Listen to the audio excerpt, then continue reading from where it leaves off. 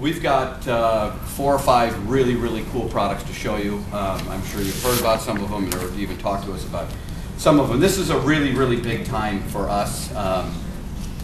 10 years ago, when we all, the band kind of got back together here, we put some words down on a piece of paper that said our goal was to be the best performance golf brand. It would be to become the best performance golf brand in the world. And at the time, the reason why we chose the best performance golf brand is at the time we had really fallen into, I guess, what you would have called a lifestyle brand.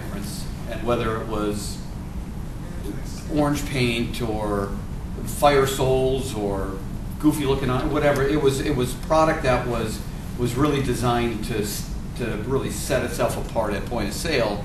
And it wasn't really product that made it really stand alone when you went to the driving range and actually hit balls with it.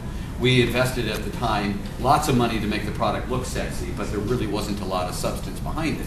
And that was effective to a point, which you would sort of imagine would be true, that the company could get to a level of sales, but it really couldn't reach a level of sustainable growth or profitability, and we were a mess.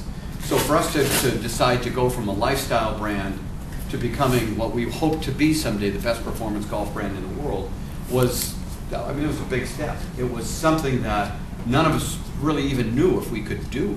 We just knew that the old model wasn't going to work and we had to change things pretty dramatically.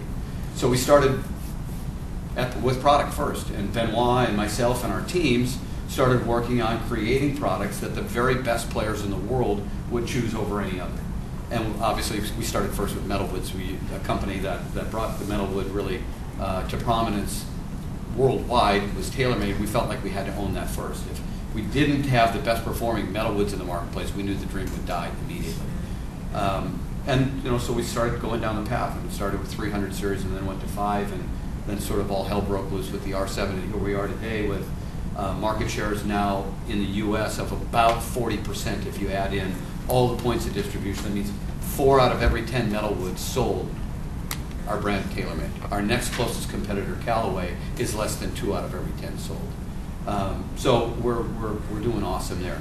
But what makes us feel like it's so sustainable is that the momentum of our growth is continuing to increase. The profitability of the company, with the exception of this particular difficult period of time that we're in, is definitely on the increase, and the momentum for continued profits is definitely on the increase. And I can tell you, the reason why we feel so bullish, and you won't see drivers today, but you'll see them in the next 6 months, our product pipeline is more full with products that are relevant to the best players in the world and our core consumers than it's ever been. We feel incredibly excited about that. And it's really simple. We feel excited about it because the products perform. Because in the end, yeah. Well, I mean, just a little off the track, but what do you see is going to happen this year in the golf business in terms of how the market's going to be? Is it going to pick up? Or, I mean, how's TaylorMade planning for that? Yeah. So we're doing a couple of things. One, we believe that next year will be a little bit better than this year. This year overall, it looks like the marketplace is going to be about 20% down. We're about 5% down. So that's, to be up here, we haven't had a year where we've actually been down in relation to the prior year since we all got back, right? I mean, we've just had a steady, pretty solid growth actually. But to only be down 5 in a marketplace that's down 20, nobody's even close to that, right? So our market shares, as you would expect, are through the roof. We're right now a point away from overtaking Callaway as the #1 iron. We definitely have the #1 model. So our market shares are continuing to grow. Where a lot of companies looked at this year as sort of, there's nothing to play for, we decided to put the hammer down. And the reason why we could do that, Leonard, is not only did we have product for this year, but we have product for next year and product for the year after and product for the year after. So we didn't feel like we had to sort of raid the cookie jar for this year. So we've just looked at, now is the time to, the marketplace is weak, and the strongest brands now I think can win in a big way.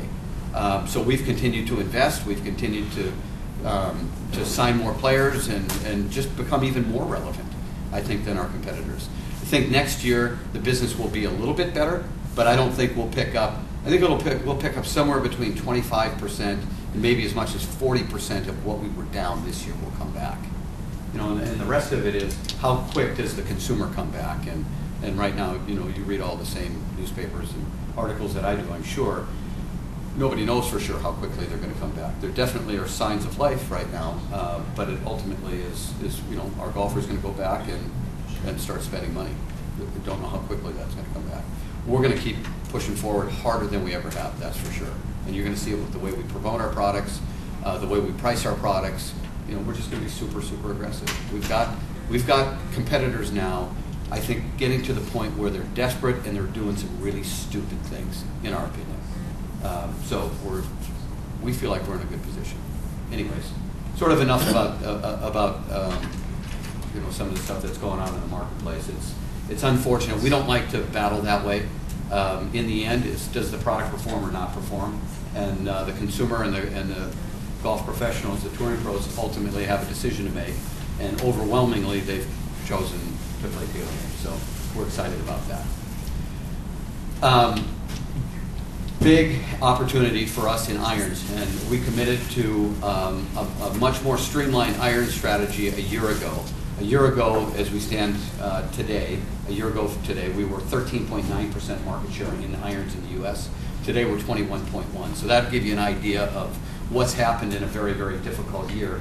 Iron business is down over 20%, yet you know, we've seen an unbelievable pickup in our share in the United States. We're now the #1 selling iron brand worldwide, and we're very close to being #1 in the U.S. I mean, we were so far behind Callaway 2 years ago, we couldn't even think of what's happened today. So what you're going to see is the second part of our iron strategy gets launched today with the introduction of R9 and Harry, and the group will come up and take you through that. It's really, really exciting.